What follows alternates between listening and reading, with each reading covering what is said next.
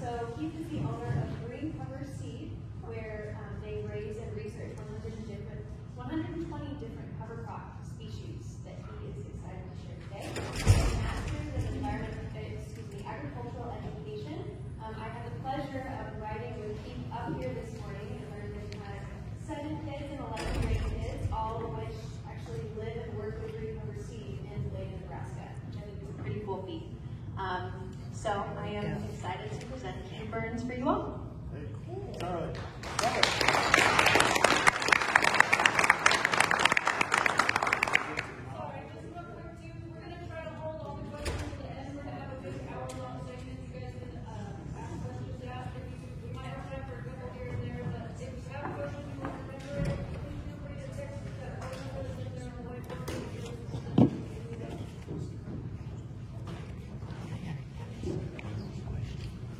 I want you to imagine you go home from this event later this afternoon or this evening. You get home and there's somebody there from the government and they say, we're taking half your land.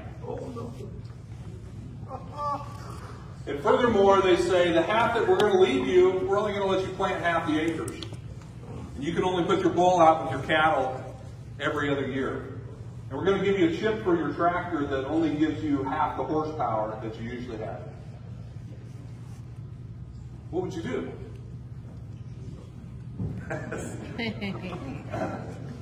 You wouldn't be very happy, I can promise you that.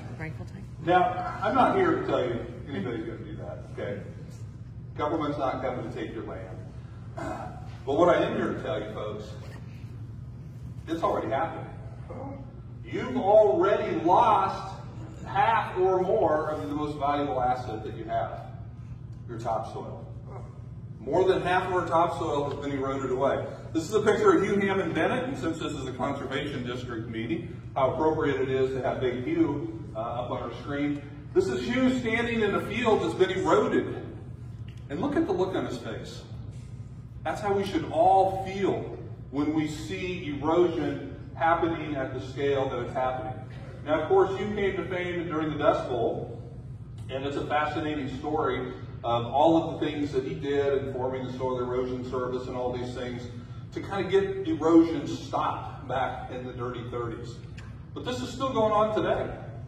I can show you pictures like this from this year, from our area, Nebraska, Kansas, Colorado, and I'm sure that you face many of the same erosion problems here as well.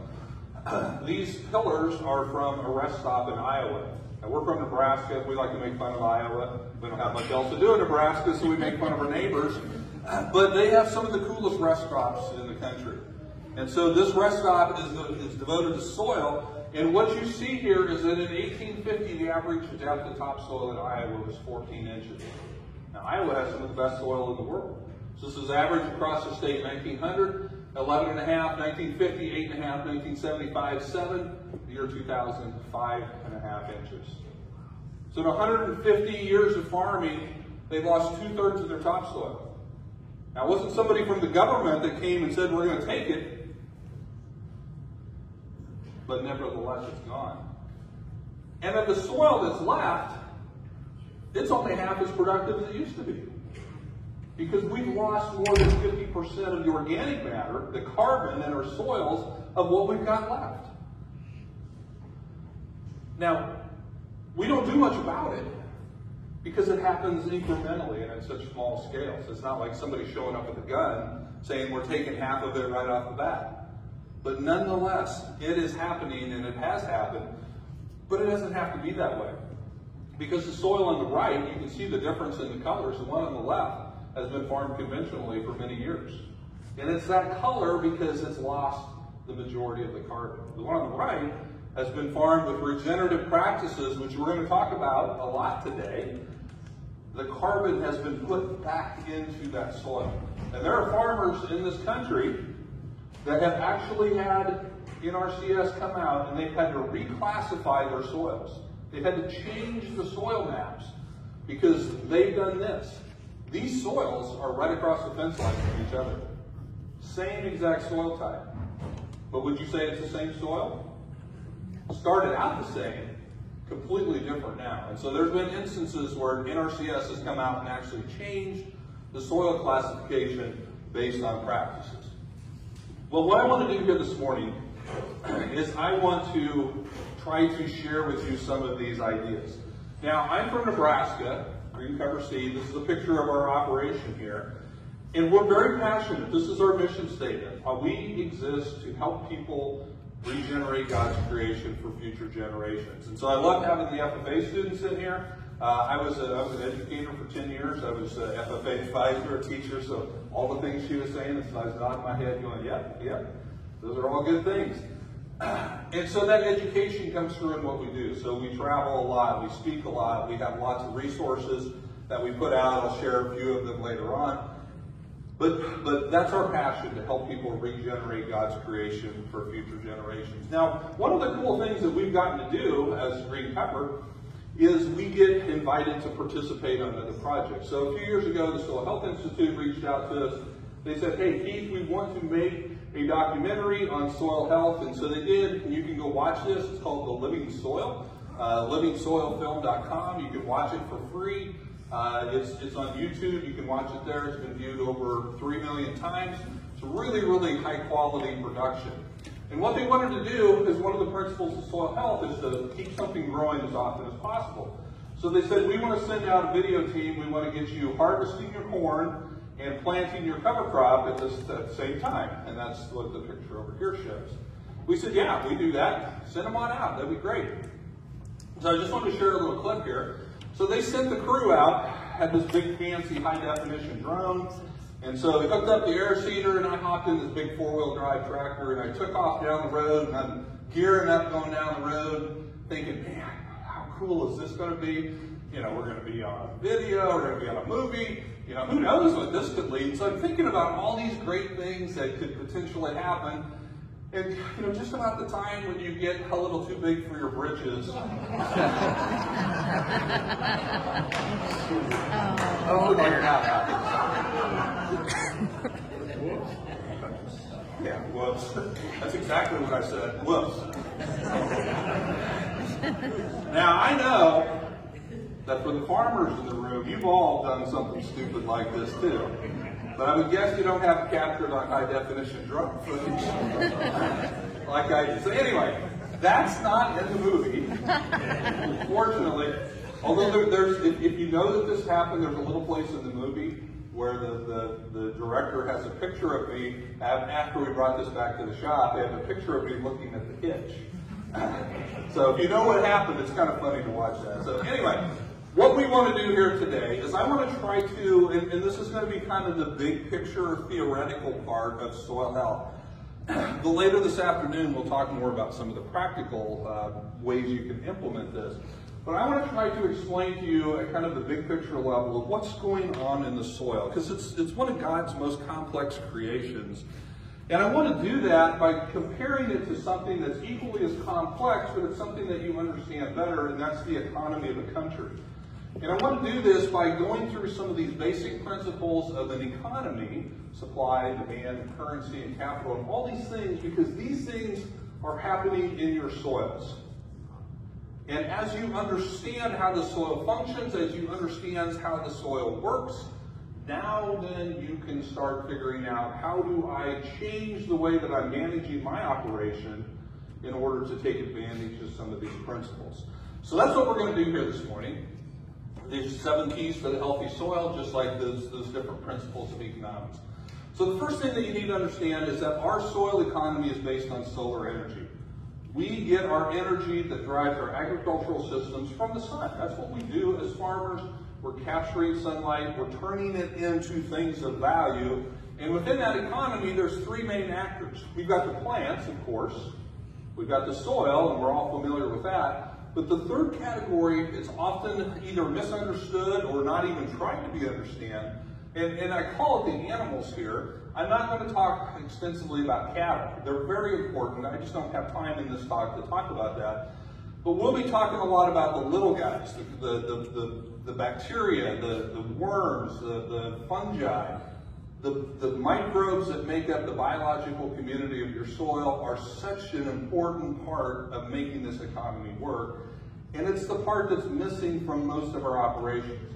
Now, we farm 2,000 acres in south central Nebraska, and so I'm talking to you from both a theoretical standpoint, and we work with tens of thousands of customers all across the country, but we're also doing these things, or trying to do these things, having some of the same failures as I showed you how when we fail at large scale, on our own farm as well. So let's jump in. So the first economic principle is supply. You can't have a healthy economy if you don't have something to sell. You have to manufacture, grow, or make something of value that somebody else wants. And so in this economy, plants are producing carbon. Carbon is the valuable thing here that plants are producing. Now you may think that you're growing wheat or hay or livestock or something like that, but when you're growing plants, what they're really bringing to the table within the economy is carbon. So this is photosynthesis. You all learned this in elementary school. CO2 plus H2O with the energy of the sun, and with the chlorophyll cells in a green plant, they can turn that into C6H12O6, which is glucose. It's a simple carbohydrate sugar, and oxygen. And that's the basis of the whole economy. It's the basis of life. If you like to eat food, you like photosynthesis. I think we're all going to participate in eating good brisket. My ears really perked up, by the way, when I heard brisket. I'm excited about that. But this is what plants do. They contribute carbon to the economy. Nothing else can do this. This is the way that we get carbon into the soil. This is the way we get carbon into our bodies. We can't go soak up sunlight and make our own food. It would be cool if we could, but we can't. Plants do that. That's plants' superpower. That's what they bring to the table. Now the soil, the second part of the economy, they are providing nutrients, both through mineralization from the soil itself as well. So if you look at that chart, ignore nitrogen for now. Nitrogen does not come from your soil. We'll talk about that later. But these other things, potassium and phosphorus and calcium and magnesium and iron and so forth, these are the components that your soils are made up of. Your soils are made up of minerals. 50% of your soil is minerals, and it's these things that plants need to grow. So that's what they're contributing to this economy. They're also providing a place for the plants to live and to grow, as well as the biology. And as we look at all these different biological organisms, they have to have that as their habitat. You need to start thinking of biology kind of like you would with wildlife. You have to create the right habitat for them to survive and to thrive. And then also provide water storage.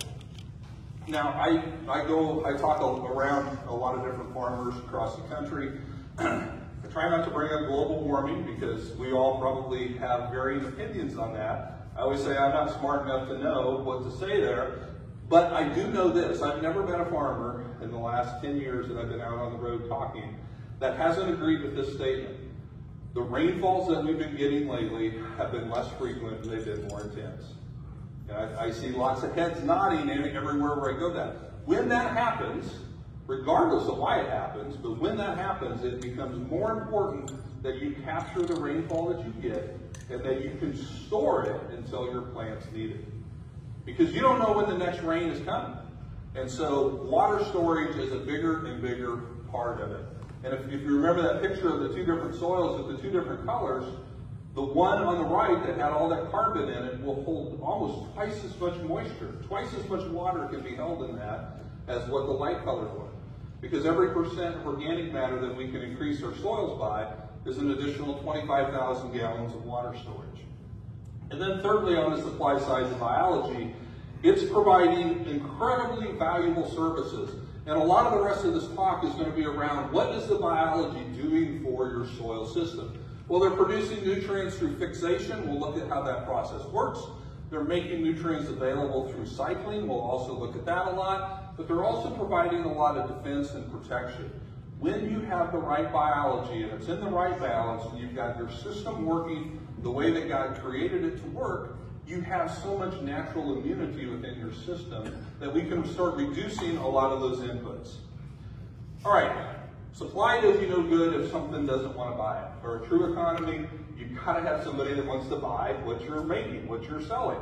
And so that's called demand. On the demand side, plants need the nutrients in the water, from the soil, from the biology, and they also need to be protected and supported. We all understand that as you grow plants.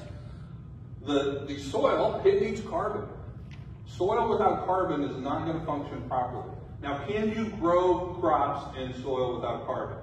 Yes. But you have to provide everything that that plant needs, with a free handout. And people do it, with hydroponics. You can grow stuff in sand and in media that has no nutrients, but you have to supply everything that it needs. So it's no longer really part of that economy. It's just simply holding the plant up. And that's not what we want, because that's a very expensive way to grow food or to grow crops, is to grow it in soil that's either very, very poor or in soil that has no nutrients. The soil has to have carbon, but it also has to be protected. You have to keep the soil covered. The goal on our farm is we never want to see our soil unless we go looking for it. I want to have to physically move residue out of the way to see our soil. That's our goal. We don't always accomplish that. We sometimes have dry years, and we're about half dry land and half irrigated. Our average annual rainfall is around 25 inches. So, in an average year, we can grow pretty good crops. In a tough year, we don't grow very good crops. And so we don't always keep it covered the way that we'd like to, but it's always our goal, because if you can't see your soil, it's not going to blow away, and it's not going to wash away. And if that field that Hugh Hammond-Denham was standing in had been covered with residue, he'd have had a very different look on his face than what he had in that picture there. And then the biology, their needs, what they demand, what their consumers or purchasers of, is the habitat that is provided with the soil. So they need a place to live. Soil provides that, and they need food to eat, and that is coming from the plants, as you will see here shortly. So in the human economy, one of the biggest indicators that our economy is really healthy and strong is a low unemployment rate, because that means everybody in the economy is actively involved in both supplying things as well as purchasing things. And it's the same way in our soil economy. It is strongest when everybody is involved, and the plants, the soil, and the biology. But what has happened with the way that we farm, and again, we farm, I'm talking to myself as much as anybody else, and I don't know how you farm in here, so if you feel singled out, don't blame me. It's not about me, it's about you. If you feel singled out. But the way that we farm, we've largely ignored the biology over the years. Not on purpose necessarily, but because we can't see most of it, it just got ignored.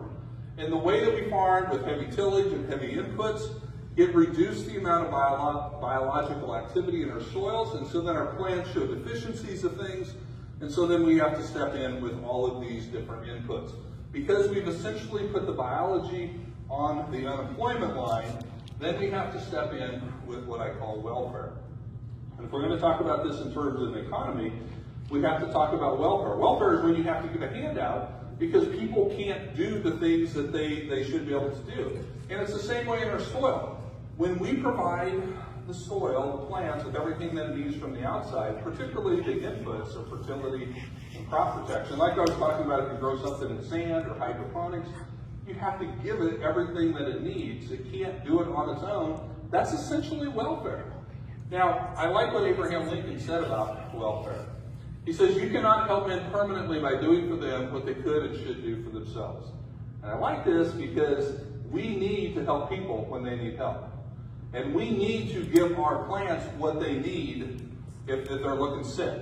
But if we continue to do that, if we continue to do that for a person or for our plants, even when they could and should do those things for themselves, we've moved beyond helping them, and now we're just enabling them.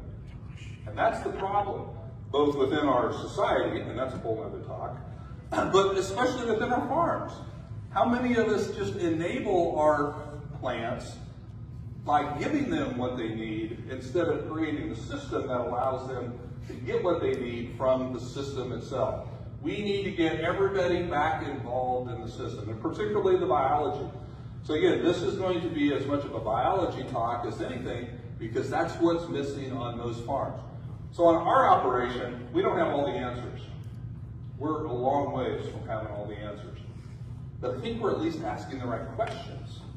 You can't get the right answers if you don't ask the right questions. And so now, when we have to make a decision about the farm, we're asking this question: how will it affect the biology? We never used to ask that. We never used to care. We didn't even know there was biology. But now we're at least asking that question as we search for the right answers. Okay, currency. Currency is the third principle of economics. You have to have currency in order to get your suppliers and your consumers to have quick, fair, and efficient transactions. Okay? We have great currency in the United States, and you can go into any store and you can buy stuff, and you can make that transaction painlessly because we have currency. And the currency within the system is the carbon. Carbon is the perfect currency, as I'm going to show you here, but it's what plants use to purchase the goods and services, both from the soil as well as from the biology. Now, as a parent, or even as a child growing up, you probably either said or you've heard this saying, money doesn't grow on trees. Okay? You've all heard that, right? But guess what? In our economy, it does grow on trees. And it grows on wheat plants and timothy plants. And any plant that you grow, we can literally grow our own currency. And the more plants you have growing, the more often, the more currency you'll have. Because carbon is what is driving the system. And the only way you put long-term carbon into your soil is by having a green growing plant doing photosynthesis, taking CO2 out of the atmosphere, turning it into glucose, C6H12O6, and that ends up in the soil. It ends up in the plants, but some of it ends up in the soil. And here's how this works. So as these plants are growing and they're photosynthesizing, not all of the carbon that is taken out of the atmosphere and put into glucose, not all of that is used by the plant. As much as 50% of the carbon that a plant produces through photosynthesis, it's actually leaked out through the root system into the soil. And I've got a really cool picture I'll show you later on of that happening. As much as 50% of that is leaked out into the root, through the roots into the soil, and it's being consumed by the biology. Okay, the biology is consuming it, and in return, they're delivering services back to the plant. Now, plants are smarter than some people I know. I'm a long ways from home, so I can say that, right? Because if they're making an investment and they don't see a return on that investment, guess what? They stop. They stop making that investment. So if you don't have any biology in your soil, or the biology is consuming all that carbon the plant is giving it, but they're not doing anything to help the plant says, that's enough. Not doing it anymore. So poor soils with poor biology get even poorer because the plants aren't putting the carbon into the soil because there's nothing there to give a return on that investment. So it really is that good soils get better and the poor soils get worse, and it's all because of the biology. Carbon is the most essential nutrient that we have. You and I are 19% carbon. It can form over 10 million different compounds. It's the most important but most overlooked of all plant nutrients. None of us ever sat down and make a carbon plan for our crops. We talk about all the other nutrients. And it's the food source for the biology. So as we go through and we're talking about this different biology, it's what they eat. They have to have it in order to stay alive. It normalizes your soil pH. So if you have high pHs or low pHs, it matters less when you have high organic matter soils. High carbon soils will normalize that. It increases your cation exchange capacity. It makes those essential nutrients more available, and it can actually make things that build up to toxic levels like sodium and aluminum, it can actually make them less available. It buffers the whole system. It can be collected. Again, think of it in terms of a currency. It can be collected through photosynthesis. It can be saved through the formation of organic matter, which we're going to look at next. It can be spent when it's traded to soil organisms, and it's desired by all members of the economy. A currency is only valid if everybody accepts it, everybody wants it. And that's why Bitcoin will never become a widespread currency until everybody's accepting it. But right now, some people are accepting it and using it, but not everybody. And so everybody in this economy wants carbon. The organisms need it, the soil needs it, the plants need it. It is what they use to trade it. And think about it, it has different states. It has the gaseous form of carbon as CO2 floating around in the atmosphere. The liquid carbon is what's moving through the plants. So the plants will take the gaseous form, convert it to liquid, it moves through the plant tissue, and then it can end up in an organism, whether it's a person or a bacteria or a fungal organism, and it becomes solid carbon And the experts will tell us that it can go from gas to liquid to solid in a very, very short period of time. It's very, very flexible. It's the perfect currency to drive the whole system. And then, when you have excess currency, you can now turn that into capital. Capital is what you need if you're going to be stable for the long term. It's the investments that you make. It's the equipment that you buy. It's the land that you own. That's your capital base. And the way that we get capital in our soil is by having excess currency, excess carbon, and we turn it into soil organic matter. And we could spend the whole day talking about organic matter. I could have Alex come up right now, and she could talk for the rest of the day about the importance of organic matter. We don't have time to do that. That'd be a fun another day, maybe. But it is critical for every function of the soil. The more organic matter you have, the better. And if you're going out and buying a piece of land, one of the most important things to know, if you're interested in its productive capacity, is how much organic matter does it have. Capital-rich economies like the United States, we have been very successful because we have access to capital. It makes us productive, stable, resilient, and efficient. And it's the same way in our soils, folks. We've got soils that are 5% organic matter on our farm, and the only reason they're that high is because they were grasslands that we converted to farm ground, and we did it the right way. And we've got other soils, maybe some new farms that we're taking on, that are 1.5% or 2%. And I promise you that 5% organic matter, it's always more productive, it's always more resilient, it's the last ones to show signs of a drought, and it's the last ones that the insects will attack, because everything in there is more efficient and healthier, and it's because of the organic matter. But you can't, just like you can't have a savings account increase unless you're earning more money than what you spend. You can't build up your savings. You can't build up your investments unless you're bringing in more money than you're sending out. We all understand that. You cannot increase your soil organic matter unless you're putting more carbon into your soil than what is leaving your land. It's the exact same way. And so many of us struggle to get our organic matter levels increased, but it's because we're getting rid of more carbon than what's coming in. Now, we get rid of it when we harvest something, whether it's a truckload of grain, or I understand there's probably a lot of hay producers in here. Think of the amount of carbon that you're sending down the road in a hay bale. It's a lot. And so you have to replace that. And perennials are a great way to do that, so you've got a good offset there. But we have to have more coming into the system than what's leaving. And one of the most destructive things to do, if you feel like your soil has too much carbon, the best way to get rid of it, one of the best ways, is to go out and do a lot of tillage. Tillage will remove a lot of carbon from your soil because it's carbon and you're mixing it with oxygen, and that forms CO2 and it goes into the atmosphere. So there's things that we can do to reduce the amount of carbon leaving, and there's things that we can do to put more carbon in.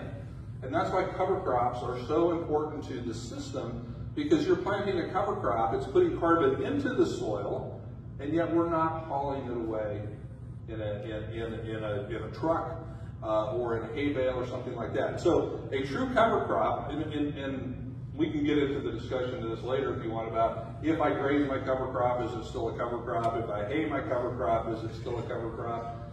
Depends on your definition. I think that you can graze it because most of those nutrients are staying in the field. I think if you hay it, then it becomes a forage crop, it's not your cover crop. But we can talk about that later. But the important thing here is if you want to increase your organic matter levels, you have to have more carbon coming into the system than what's leaving. And that's why cover crops are so important. Okay, energy. Energy is the next one of the economic principles I want to talk about. Now, I told you earlier that our economy, our plant economy, is based on the energy from the sun. The sun powers and drives our economy. And it's free. I don't think the government has found a way to tax sunlight yet on us. They're probably talking about it. But all we have to do is put up solar collectors to collect this. And as farmers, as ranchers, as people of the land, our solar collectors are way easier and cheaper than an industrial one. All we have to do is plant seeds. Out pop these little green solar panels called leaves, and they start soaking up solar energy. They turn it into chemical energy through the photosynthetic process, and now all of a sudden we've put an incredible amount of energy into our system. In natural systems, a healthy soil economy does not need significantly purchased energy inputs. Now, I say that because, and I don't know exactly how all the soils around here perform, but where I'm from in the Midwest, we have really good soils, and the reason that we have good soils is because we've had plants, grasses, perennial grasses, growing for thousands of years with no other energy input other than the sun. We can build soil, we can have a lot of productivity with just the energy from the sun. Now, when we start exporting things, we start selling grain, we start removing things, we do have to put energy back into the system. I'm not saying we can eliminate it, but we can certainly reduce the amount of energy that we're expending in our farming operation. And if you were to look at the energy budget on your farm, I know this is true for us and almost everybody that we work with, our number one energy expense, it's not diesel fuel, it's not propane, it's not natural gas, it's not electricity. The number one energy expense in agriculture today is nitrogen fertilizer. And let me show you why. Because as we move over to the resources, the number one resource that plants need is carbon. We've talked about that a lot already, but plants are getting that from the atmosphere. We don't really worry about that because we know that it's getting that. Number two is nitrogen. Now, if you can see, I don't know how well you can see from that pie chart. This is a pie chart of the atmosphere. There's a tiny little pink sliver at the very top, right at 12 o'clock on there. That little pink sliver is how much CO2 is in the atmosphere. It's 4/100ths of 1%. 4/100ths of 1%. I would guess that if you went out and talked to the average person on the street, because there's all this talk about carbon and global warming and all this, I would guess if you ask people how much carbon is in the atmosphere, most people would give you really big numbers. Because they don't know. It's 4/100ths of 1%, yet our crops, our plants, our trees, our grasses can pull all it needs out of the atmosphere to grow. Out of that tiny little sliver, 4/100ths of 1%. The big blue part, 78% of our atmosphere is nitrogen. We spend $0 on carbon because the plants are pulling that out of 4/100ths of a percent. We spend billions of dollars as an industry putting nitrogen into our soil when we have all of this. In fact, above every acre of crop ground, every acre that you own, every acre that your neighbor owns, every acre that we farm in Nebraska, there are 30,000 tons of nitrogen sitting right above it. 30,000 tons of nitrogen above every acre of crop ground, and yet we spend billions of dollars putting nitrogen into our systems. And here's why. Atmospheric nitrogen is held as dinitrogen. It's two nitrogen molecules bonded to each other with 3 sets of covalent bonds. Now, I don't know if you remember anything from high school chemistry, but that's really, really strong. So it renders it completely inert. And there's good news and there's bad news about that. The good news is we're not dead. Because if you've ever had a whiff of anhydrous or other types of nitrogen, ammonia, it literally would melt you from the inside out. And you probably all have heard or maybe know somebody that's had some injuries from anhydrous or ammonia. So the good news is we can breathe in 78% nitrogen, we exhale it right back out. It does absolutely nothing in our bodies because it's inert, it's dinitrogen. The bad news is plants are the same way as us. They bring it into their leaf through the stomata. They have to bring in the whole atmosphere to get the CO2. They can strip the CO2 out. They can do absolutely nothing with the 78% nitrogen that's coming into their leaf tissue. Can't do anything with it. Plants have no ability to break that bond and pull those nitrogen molecules apart. So you got 30,000 tons of nitrogen above every plant. The plant is bringing in vast amounts of nitrogen on a daily basis, and it can do nothing with it. And so what you have to do is we have to break those nitrogen molecules apart, then we can add hydrogen and oxygen and other things with it, and we can make it into a form of nitrogen that plants can use. And this is also where it gets very dangerous for humans if you inhale that, or it becomes very, very explosive. Some of you in here remember 28, 29 years ago, Oklahoma City federal building bombing, Timothy McVeigh. He blew up that entire concrete structure with basically a rental truck full of ammonium nitrate. fertilizer. That's how powerful it is when you break that bond, but it takes an incredible amount of energy to break that. And so we can build these big factories, and there's a process called the Haber-Bosch process, where we can pull those nitrogen molecules apart, we can combine them with hydrogen and oxygen, and we can make commercial fertilizers. But the first use of this was not for fertilizer, it was for bomb making in World War I, and then really came to prevalence in World War II. When the war was over, they had these factories that were making bombs, and now they said, well, let's make fertilizer. And so that's why you saw the advent of commercial fertilizers in the 40s and 50s, because they were originally designed to make bombs. Now, these are very expensive, and they're very energy intensive. It takes a lot of energy to break those nitrogen molecules apart. So when you pay money for nitrogen, don't think of it as a fertility expense. You have to think of it as an energy expense, because you're not paying for the nitrogen. You've got 30,000 tons above every acre. You're paying for the energy that it takes to make that nitrogen available to the plant. But here's the good news. What it takes man, these big fancy factories and billions of dollars to do, God has provided in the system with these tiny little bacteria called rhizobia. Rhizobia bacteria will form associations with legume plants. They will form these colonies like you see on the right, and they're doing the exact same thing as those big factories are doing. They're breaking those nitrogen molecules apart. They're chemically separating them, and then they combine it with hydrogen and oxygen and making it into a form of nitrogen that the plants can use. And they can do that because they're secreting the right enzymes, the right chemicals. The plant is giving them the energy to do it. And the only way that these things do it is if the plant provides both the carbon and the energy in order for it to work. Because rhizobia have a superpower of breaking those nitrogen molecules apart, but they cannot eat and live on nitrogen. Their food source is the carbon. And the only way that they're going to get carbon is if that legume plant is willing to say, I will pay you to do this for me. And the payment, the currency of the economy, is in the carbon. Now, it's not just limited to legumes. And it's not just limited to rhizobia. Scientists are discovering all the time all of these other organisms that can do the same thing. They can take atmospheric nitrogen, they can break it apart, they can turn it into plant-available forms. So there's things like azospirillum and Zotobacter, and there's hundreds of other ones out there that they're discovering all the time, and these don't have to associate with just legumes. So these can work with your grass plants, your Timothy plants, sunflowers, wheat, corn, non-legume plants. And so you think, well, that's the coolest thing I've ever heard. Why don't we just go dump a whole bucket load of azospirillum out there and call it a day, and we'll have all the fertility that we need? Well, here's the deal. These things are incredibly productive. And I'll talk in terms of soybeans because we grow a lot of those ourselves. If I'm growing 70 bushel soybeans in Nebraska, that's going to take 350 to 400 units of nitrogen to do.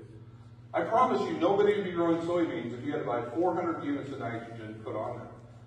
But soybean rhizobia can produce 400 pounds of nitrogen per acre in 60 days. That's incredible. That is a lot of nitrogen. They do it because that nodule you see there has billions and billions of rhizobia all working together in this colony, in this cluster, in this nodule, and they can be very, very efficient because there's billions of them working on the project. These guys, if you have these in your soil, not nearly as productive. 30, 40, 50 pounds of nitrogen per acre per year. So a fraction of what the rhizobia can do, but in a natural system where you have a limited amount of export, so a grazing system, in other words, because that's how our soils were built, with grazing animals. In a grazing system, 40 pounds of nitrogen per year is plenty when you're not sending it all down the road on a truck. So these are part of the solution. They can't necessarily be the only part of your solution in a highly productive or highly exportive environment. But here's the thing. These single-celled organisms like azospirillum and Zotobacter, they're just like the legumes. They're only going to do this if the plant is willing to give them food. If they're willing to make the payment of giving them those liquid carbon rhodexodates, because that's the energy source, that's what they're eating, in order to give it back. And You won't see this happen if you have excess nitrogen in your soil. So if you really want to have a legume not nodulate very well, go put a lot of nitrogen out into the system. Because not only will plants stop making an investment that's not paying off, they're also going to take the easy way out. They're going to take the free stuff before they have to pay for stuff. And so if you're giving them free nitrogen, if you're giving them those welfare payments of putting the nitrogen into the soil, you won't see the plant cultivate these relationships nearly as quickly. And so that's a delicate balance that you have to manage. If you're trying to build a biological system, you have to cut back on your synthetic inputs, but if you cut back on them too fast, you can crash the whole system. And so we can talk a little bit more later about what some of that might look like. Okay, so we've talked about carbon, we've talked about nitrogen, and we have all of these other mineral resources, all the way from phosphorus and potassium and calcium, etc. I told you earlier that your soils are made up of these things. Most of our soils are rich in these nutrients, but yet, just like God never designed plants to pull nitrogen out of the atmosphere, He didn't design plants to pull the minerals directly from the soil. It has to go through the buds. And so what we need lots of little tiny miners to go get that. And that's literally what is happening in your soil. So here's an article from Scientific America a few years back, and it's entitled, "Mycorrhiza Fungi Run the Largest Mining Operation in the World." I love that title because when you think of a mining operation, you think of this enormous equipment. You know, the big payloaders and big track hoes, everything at ginormous scale, but yet they're saying the largest mining operation in the world, you can't even see unless you have a microscope. But it's happening across such a large scale that when put together, they're mining more than the biggest mining operation going. So if you look at this picture on the right, that's a little piece of feldspar. Think of it as a tiny little grain of sand, highly magnified, and you see those little brown channels in there. Those are actually hollowed out spaces within that little piece of feldspar. Think of it as a mine shaft that has been tunneled in there by mycorrhiza fungi. Mycorrhiza can secrete the right enzymes, the right chemicals, they'll cultivate the right types of bacteria, and they can literally dissolve solid rock, turn it into liquid minerals, and then they'll bring it back through their hyphal network and they'll give it to their host plant. And as cool as that is, and that's a pretty good superpower, to dissolve solid rock, they can't eat that. They can't survive on that. Their food source is carbon. And so unless the plant is willing to pay for it, these things don't happen. Here's what it looks like. This is a magnified picture of a plant root. The little black circles that you see in there are called the arbuscles. The fungal hyphae grow out through the side of that, and that's what goes out into the soil and explores it and brings back those nutrients. I've got some other pictures later that'll show you that. But the author of this article, Jennifer Fraser, she says, you know, she goes on to talk about all these critical nutrients, but she says, oddly enough, many soils are rich in important nutrients, but they're often locked up in a physical form, which makes them unavailable to plants. And she's exactly right. If you take a soil test and you send it into a lab, and you look at the phosphorus and it says you've got 12 parts per million phosphorus, you need to add phosphorus. Because 12 parts per million isn't enough to grow the crop that you're wanting to grow. All that is showing you is how much phosphorus is in your soil that the plant can get to. It's not showing you how much phosphorus you have in your soil. Now, you can request that test. You can say, how much total phosphorus do I have? And that's a big, big number. Most of us have enough of these minerals in our soils to grow plants, to grow crops for thousands and thousands of years. But it's locked up in a form which makes it unavailable to the plants, but it is not unavailable to the biology. But when we farm in soils that have low to no biology, the only recourse we have is welfare. We have to give it the handouts. We have to put the supplementals on. And so as we shift to a more regenerative, a more biologically based system, now we can start to reduce the amount of inputs. So on our own farm, we haven't used any phosphorus fertilizer now for 6 years. We've completely cut that out because we feel like we've gotten our biological levels up to where we're now solubilizing the phosphorus that's in our soils. Now, we're also making and using our own compost and compost extracts. So we're doing things that encourages the biological activity, and as a result, we've been able to completely eliminate any phosphorus fertilizers. All right, love to camp on that and talk more about it. I could literally do an hour session on each one of these topics. Someday I'm going to do that, carbonomics, the whole day seminar, but not today. So infrastructure is the next of the economic principles. Now infrastructure, it's the equipment and structures that you need in order for an economy or a country to function properly. And there's two really important infrastructures in any economy, and that's transportation and communication. And we know those are important because if you declare war on your enemy, one of the first things you do is try to destroy their infrastructure. You go after transportation first, their bridges, their railways, their airports. You try to destroy that first, and then you go after communication.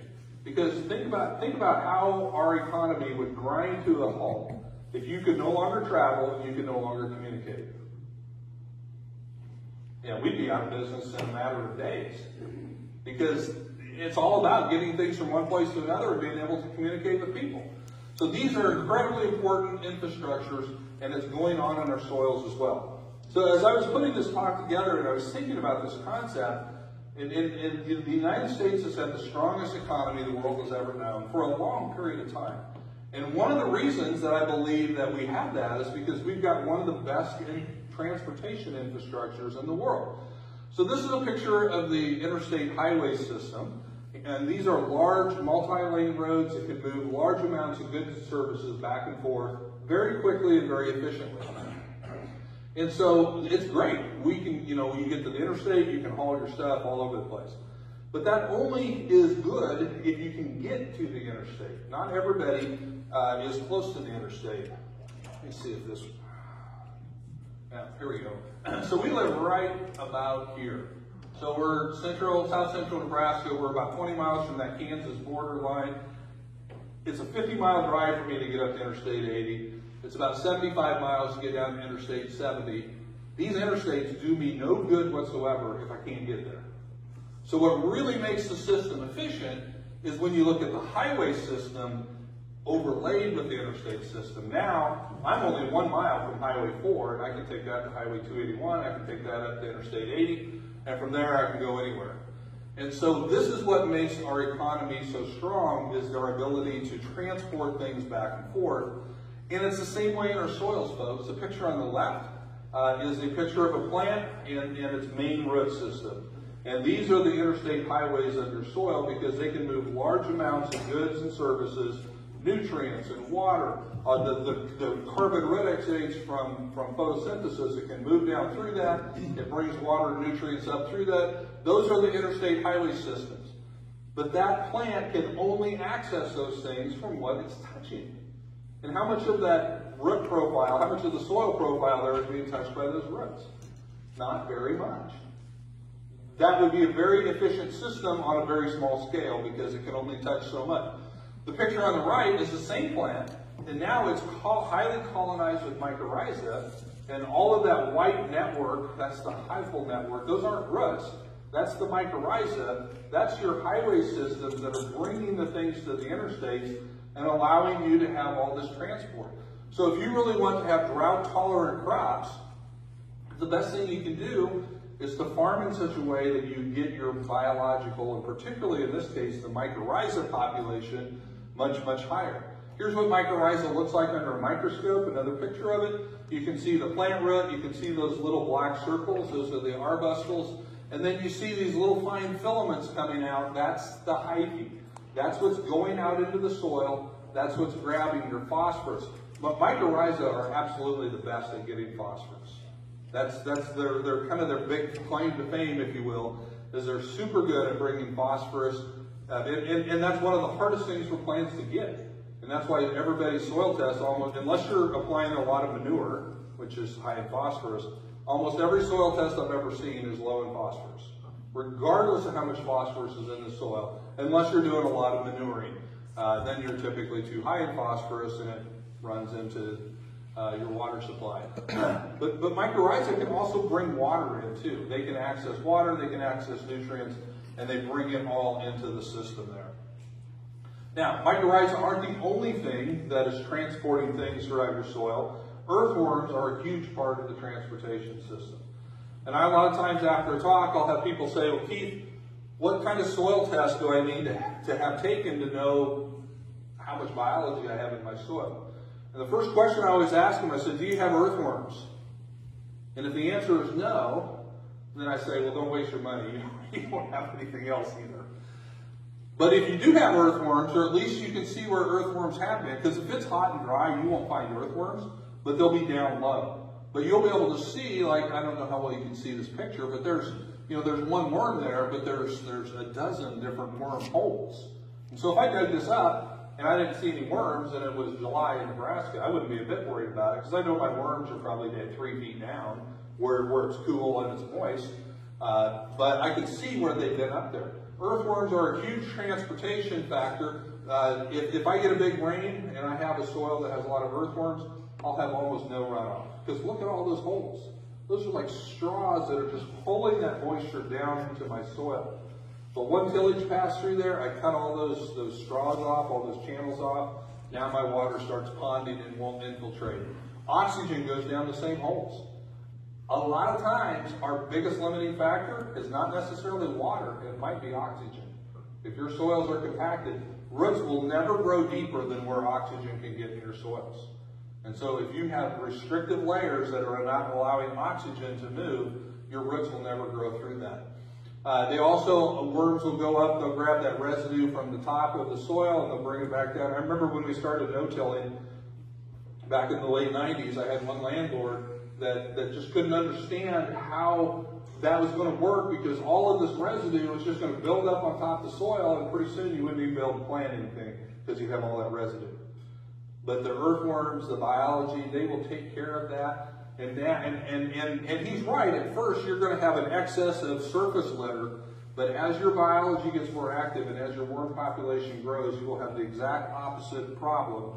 And with no tillage and no residue removal, you will start to see a lack of residue on the surface, because your worm population is so healthy, they will eat and consume and pull it all down into the soil. Now, the other infrastructure here is communication. And communication is very important, because remember I told you that mycorrhiza could bring all these different things to the plant. Well, some of the things that they bring are things that plants need, but in very small quantities. So take boron, for example. Plants have to have boron to grow. But too much boron, and they'll exhibit boron toxicity. And if it gets too much, it can actually kill the plant. So how does the mycorrhiza know how much boron to bring so it doesn't kill the host plant? Because that could easily happen. If it's just bringing stuff willy-nilly to the plant, laying at its feet, saying, here it is, pay me, pretty soon it would kill that plant because of excesses of some of these nutrients. Well, the plants are communicating to the biology what it needs through the different liquid carbon root exudates that's going out into the soil. So here's what that looks like. Here's that picture that I was telling you about earlier. These, through photosynthesis, the plant is making glucose, but it doesn't stay as glucose inside the plant. The plant is converting it to carbohydrates and sugars and proteins and fats and lipids and oils, and it's leaking those out through the root system, and each one of those unique root exudates is telling the biology information about what the plant needs, when does it need it, and in what quantities does it need. So the plant is communicating with the biology through the different liquid root exudates. So this picture was taken by my friend Jimmy Emmons. Jimmy is a farmer in Oklahoma. This is not under a microscope. This picture was taken with his iPhone. He's got a little device called ProScope that attaches right over the lens. And so he can digitally magnify this. And so this picture is a cereal rye cover crop root. That's the big white thing on the top there. And then you see all those little filaments coming out. That's not mycorrhiza. You need a microscope to really see mycorrhiza. These are just the root hairs. But what I want you to notice is all the little liquid droplets on those root hairs. That's the liquid carbon root exudates that plant is pushing out into the soil. Now, the reason that you rarely see a picture like this is because if I pulled that cereal rye plant up out of the soil, these root pairs are very fragile. And if I shook all the dirt off, I could see the root system, but those root hairs would have fallen off. And if I'm really careful and I take a spade and I dig that plant up and I have a bucket of water and I really gently dip it in and out and I dissolve all that soil away, I can see the root hairs now. But in the process of washing the soil away, obviously all those little carbon root exudates have disappeared as well. And so he got this picture because this portion of the plant is not actually growing in the soil, it's growing in the void of a worm channel. So when he dug this up, and this is a cover crop rye plant about 10 inches tall, this portion of the root was growing sideways through a worm channel, and so it was growing in that airspace, and so there was no soil to pull away from it. One of the coolest pictures that I've seen. Now I started doing a little bit of math on this, about how many liquid carbon root exudates am I putting into my soil with a cover crop like this? Because again, this cover crop is about 10 inches tall. It wasn't huge, but look what it was doing. Do I have this? Okay. So let's just say there's 100 drops, and this is 1/8 of an inch wide. So 100 drops in 1/8 of an inch. There's 2 miles of roots on a rye plant. Now John Kemp says 3 miles. I'm being conservative and saying 2 miles. That's a huge number. And that's why we love rye as a cover crop. I know if you guys grow wheat, well, rye is kind of a bad word. But if you're not growing wheat, man, look at rye as a cover crop. It does incredible things. 2 miles of roots on a rye plant. That's 100 million droplets per plant. And there's 1 million plants per acre. That's 1 trillion carbon droplets per acre at any given time. That's a big number, folks. And this is a cover crop that's only 10 inches tall. And I'm not harvesting that. I'm not hauling any of that carbon away. Think about what that's doing to build the organic matter levels of my soils. All right, there's some other communication things that I don't really have time to talk about, but plants can communicate through the root system when they're tied together with mycorrhiza. They can also communicate through volatile organic compounds to signal in insects. Like I said, I'm running out of time, so I'm going to have to kind of skip through some of this. They can communicate to the biology to help with the defensive mechanisms. This is an experiment from the University of Delaware where the plant communicated to a beneficial bacteria, and that bacteria made all of that green ooze and it protected that root system from a pathogen. And that kind of leads into the last section on defense and protection. Because your system is going to need to be protected from a lot of things. Too much water, too little water. Wind, heat, cold, compaction, weeds, insects, diseases, all these things want to attack this economy now that you've worked so hard to create. And so you have to protect and defend it. Now plants can utilize the biology to do that, but really what it boils down to, folks, is you have to get the principles of soil health applied to your soil. And these principles that you see here of maximize continuous living roots, have things growing as often as possible. Minimize the disturbance. Maximize the soil cover. You got to keep the soil covered if you're going to have any gains, and then you have to maximize the biodiversity, including the integration of livestock. Now, this afternoon, I'm still working on what I want to talk about. I've got some ideas. If you see me working over here, I'm talking about this afternoon. But we'll have much more of a discussion base. I'm going to give you some ideas and thoughts. There will be others, speakers here this morning that will also be. But I want to hear from you folks about how you're integrating these principles of soil health into your own operation. Because these principles will work everywhere. But it's going to be different practices that you need to implement them. Because the practices I use in Nebraska aren't going to work here in your area. But the principles are the same. Keep the soil covered, minimize your disturbance, maximize living roots, and maximize your biodiversity. So there's the principles of economics applied to soil health. And in the 1 minute that I have left, I am going to quickly go through some key takeaway points. So economies are intricately interconnected and they're interdependent. And when you mess with one part of the economy, you're going to mess up the rest of it. So when we farm in such a way that ignores the biology, it affects our soil and it affects our plants. And we have seen that in modern day agriculture. And so we have to provide a lot of welfare to it because we've lost the biology. So the second thing that I want you to take away from here is how can you reduce the amount of welfare you're giving your system? I'm not here to tell you to eliminate it all. but how can you reduce it? How can you reduce your fertility? How can you reduce your herbicide? How can you reduce your tillage? Those are all welfare payments that you're giving your system. You need to get everybody back involved. You need to increase the cash flow of your carbon currency. The only way to get more carbon in your soil is to have more plants growing more of the time. And then, of course, remove less carbon as well. So get cover crops, get livestock. How can you get more plants growing more of the time into your system? And then once you have that additional carbon currency in your system, now you can invest it into long-term investments. And once you have those long-term investments in your organic matter, don't come in and do things like this: unnecessary residue removal, unnecessary tillage. Those things are like selling off an investment that you just made. And why would you want to do that? You make investments for the long term. Don't sell them off right away. Number 5, take advantage of your free tiny workers. They're going to do all of these things for you. When you can get the biology involved, they will do great and incredible things at really ridiculously low prices for you. Number 6, build and do not destroy your infrastructure. You'll really see your economy grow. Farm in such a way that encourages mycorrhiza. Farm in such a way that encourages earthworm. You can see earthworms, folks. You don't need a microscope or a fancy test to know if you're doing good things. Go dig in your soil. All you need is a spade. Go dig in your soil. Are you making progress with your earthworm population? And then don't do this. Because when you do this, you're destroying the infrastructure. That is an act of war.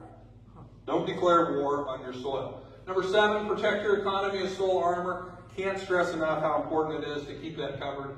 And then finally, get as much diversity into your system as possible. That's really going to be one of the keys, and we'll talk about that this afternoon, is how can you introduce more diversity into whatever system you're in. And it's difficult because people have all kinds of different farming systems here.